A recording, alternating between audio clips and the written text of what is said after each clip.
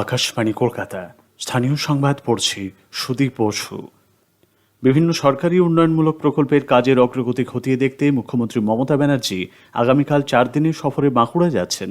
সকালে কলকাতা থেকে রওনা হয়ে দুপুরে জেলার খাতড়ায় তিনি জেলা প্রশাসনের শীর্ষ আধিকারিকদের সঙ্গে প্রশাসনিক পর্যালোচনা বৈঠক করবেন বলে নবান্ন সূত্রে খবর। 24 তারিখে মুখ্যমন্ত্রী মুকুটমণিপুরে একটি সরকারি অনুষ্ঠানের মঞ্চ থেকে বিভিন্ন সামাজিক প্রকল্পের সুবিধা প্রাপকদের হাতে তুলে দেবার পাশাপাশি বেশ কিছু প্রকল্পের উদ্বোধন ও শিলান্যাস করবেন। বুধবার তিনি দলের কর্মসূচিতে অংশ নেবেন বলে জানা গেছে। ওই দিনই তাঁর কলকাতায় ফেরার কথা। এদিকে মুখ্যমন্ত্রীর সফরের জন্য মুকুটমণিপুরে পর্যটকদের হোটেল বুকিং বাতিল করা হচ্ছে বলে যে খবর বেরিয়েছে তার কোনো সত্যতা নেই বলে রাজ্য প্রশাসনের তরফে জানানো হয়েছে। ভারতে দৈনিক করোনা সংক্রমণ কিছুটা কমেছে। কেন্দ্রীয় স্বাস্থ্য মন্ত্রকের আজ সকালে তথ্য অনুযায়ী গত 24 ঘন্টায় দেশে নতুন করে করোনায় আক্রান্ত হয়েছেন আরও 45,209 জন, যা গতকালের তুলনায় কিছুটা কম।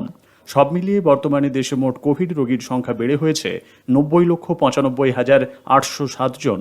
চিকিৎসাধীন রয়েছেন 4,40,962 জন। গত 24 ঘন্টায় সুস্থ হয়েছেন 43,493 জন। আরোগ্যের হার বেড়ে হয়েছে 93.7%। এই সময়ের মধ্যে প্রাণ হারিয়েছেন আরও 501 জন। সব মিলিয়ে দেশে করোনায় আক্রান্ত হয়ে এখনও পর্যন্ত প্রাণ হারালেন মোট 1,33,227 জন রোগী। রাজ্যে গতকাল একদিনে নতুন করে করোনায় আক্রান্ত হয়েছেন 3,639 জন। গত সন্ধ্যায় রাজ্য স্বাস্থ্য দপ্তরের প্রকাশিত বুলেটিনে জানানো হয়েছে মোট আক্রান্তের সংখ্যা 4,52,770।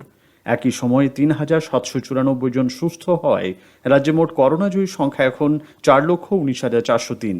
আরোগ্যের হার বেড়ে হয়েছে 92.60%। করোনা পরিস্থিতিতে যাত্রা শিল্পী লোকশিল্পীদের জীবন জীবিকার কথা মাথায় রেখে প্রকাশ্য অনুষ্ঠান করা ছাড়পত্র দিয়েছে রাজ্য সরকার। গতকাল এ বিষয়ে বিভিন্ন জেলার জেলাশাসক ও পুলিশ সুপারদের সঙ্গে বৈঠকের পর মুখ্য সচিব আলাপন বন্দ্যোপাধ্যায় বলেন, রাজ্য সরকার বর্তমান পরিস্থিতিতে শিল্পীদের পাশে দাঁড়ানোর সিদ্ধান্ত নিয়েছে। এর ফলে মেলা, এক্সপো, বিচিত্রানুষ্ঠান, যাত্রা আয়োজনের ক্ষেত্রে আর কোনো বাধা রইল না। তবে মানতে হবে কোভিড বিধিনিয়ম। প্রেক্ষাগৃহে আসনের অর্ধেক দর্শক অথবা সর্বোচ্চ 200 জনের উপস্থিতিতে অনুষ্ঠান করা যাবে। খোলা প্যান্ডেলে কোনো ঊর্ধ্বসীমা থাকছে না।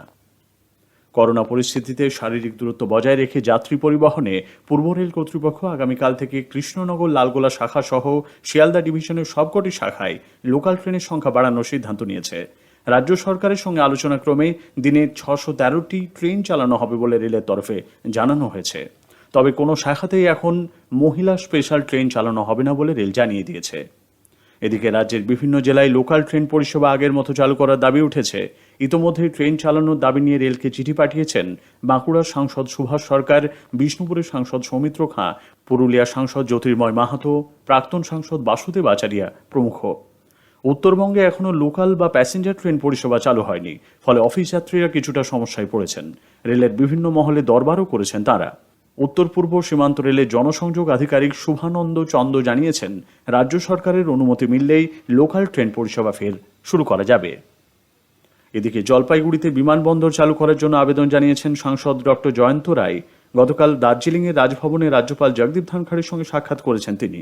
সাংসদ বলেন, 100 একরের বেশি ফাঁকা জমি রয়েছে, সেখানে বিমানবন্দর চালুর জন্য রাজ্যপালের হস্তক্ষেপ দাবি করেছেন তিনি। কলকাতার ইকবালপুরে বস্তাবন্দি তরুণীর দেহ উদ্ধারের ঘটনায় পুলিশ এক দম্পতিকে গ্রেপ্তার করেছে। ডেন্ট মিশন রোড এবং সুধীর বোস রোডের সংযোগস্থল থেকে প্রথমে শেখ সাজিদ নামে এক ব্যক্তিকে গ্রেপ্তার করা হয়। তাকে জিজ্ঞাসাবাদ করে আজ সকালে তাঁর স্ত্রী আঞ্জুম বেগমকে পুলিশ পাকড়াও করে। জেরার মুখে সাজিদ খুনের বিষয়টি স্বীকার করেছে।